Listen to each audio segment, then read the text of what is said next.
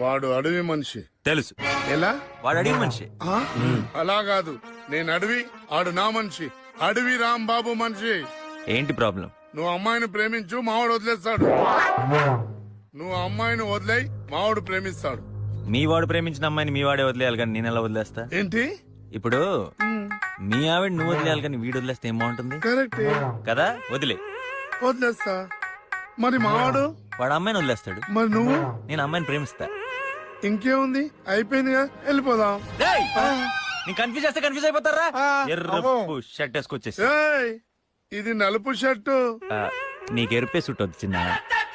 చిన్న ఊరికి పెద్ద పులిని రా, నన్ను చిన్న అంటావురా నువ్వు? అరే ఏంట్రా చూపు.